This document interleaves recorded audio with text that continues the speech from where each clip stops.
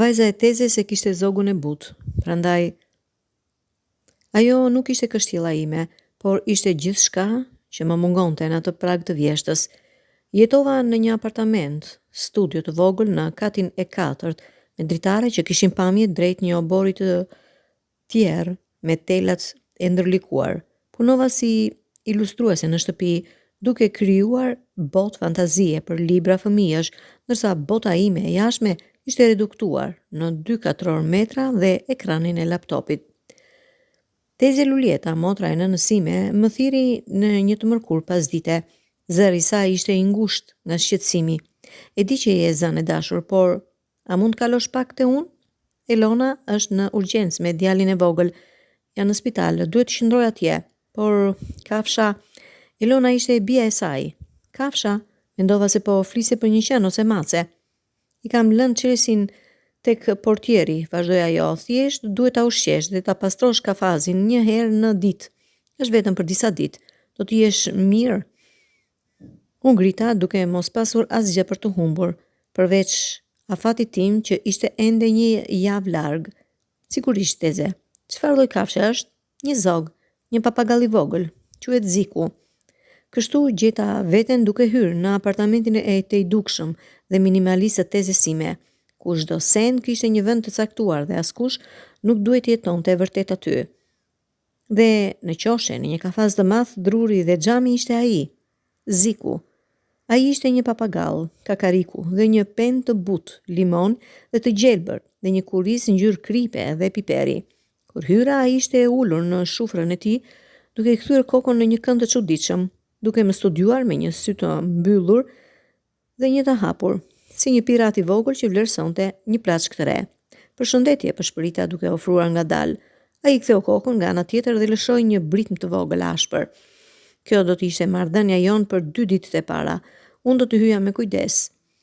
Do të ndroja ujin dhe ushqimin, do të pastroja bazën e kafazit me gëzoftë të freskët, duke u përpjekur të mos e prekja atë. Ai do të më shikonte me atë vështrim të dyshimt, ndonjëherë duke kërcitur pak sqepin e tij kundër shufrave. Dita e tretë diçka ndryshoi. Mërzitesha. Vjeshta jashtë ishte gride e qetë dhe mërzia në studio ishte bërë fizike, kështu që në vend që të shkoja në apartamentin tim, pas misionit të ushqyerjes, mbajta shpinën në divan. Nxora laptopin tim dhe fillova të punoja aty, në dritën e butë të dritares pranë kafazit. Punova duke ilustruar një histori për një ari të vogël që kishte frikë nga era. Dhe ndërsa punoja, fillova të flas me zë të lartë. Si mendon ti, Ziku? A duhet ta bëj borën më të bardhë? A duket tepër e ftohtë? Nuk prita përgjigje, por pas pak dëgjova një shushurim të butë pendësh. Ziku ishte lëvizur më afër anës së kafazit, më afër meje, duke ulur në portën e vogël. Ai po më dëgjonte. Nga ajo ditë fillova t'i tregoja gjithçka.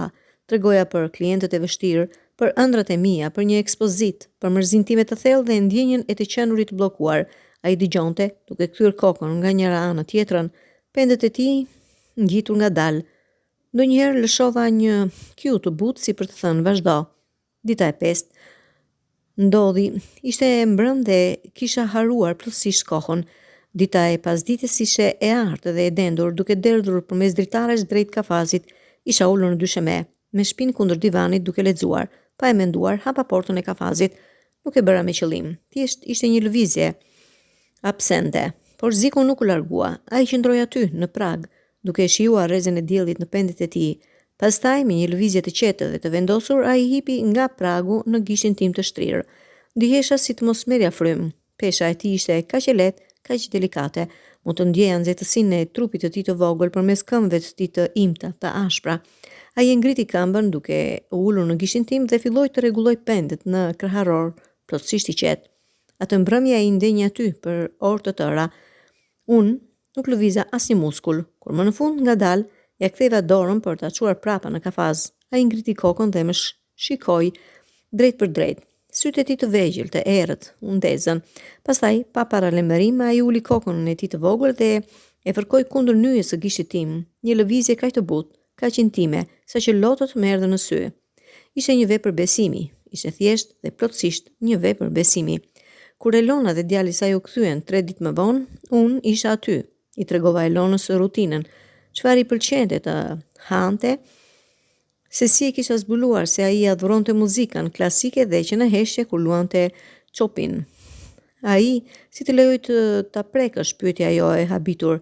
Ziku zakonisht nuk i pëlqen njerëzit, as edhe mua shumë. Ne folëm shumë, i thash thjesht, dhe ai më dëgjoi.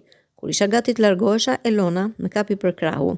Teze tha që ke qenë shumë e mbyllur këto muaj. Ndoshta mund të vish ndonjëherë ta vizitosh. Ndonjë mbrëmje, ai duket se të do. Kështu bëra. Një herë në javë unë shkova tek ata. Dhe çdo herë Ziku dilte nga kafazi i tij dhe vinte të ulej në supet e mia, duke fërkuar kokën e tij të vogël dhe kundërfaqësime, duke lëshuar kujtime të buta. Atë vjesht nuk u largova vetëm nga mërzia ime. Mësova për komunikimin pa fjalë, për bezimin që vjen nga prania e qëndrueshme dhe e qetë, dhe për faktin se ndonjëherë pranimi më i madh mund të vijë nga krijesa më e vogël, më e brisht, dhe kur më në fund, pasi mora guximin për të kërkuar atë ekspozit dhe e mora, festova duke ulur pranë kafazit të Zikut, duke i treguar se si do të dukej dhe duke e ndjer atë duke gdhendur me kënaqësi si në pranim. Sepse ndonjëherë në botën tonë të zhurmshme, e vetmja qenie që mund të kuptoj heshtjen tonë është ajo që nuk flet fare. Dhe mësimi më i madh i ndjesisë vjen kur shtypet një kokë e vogël dhe e butë kundër jush, duke thënë pa fjalë, jam këtu dhe ti je këtu dhe kjo mjafton.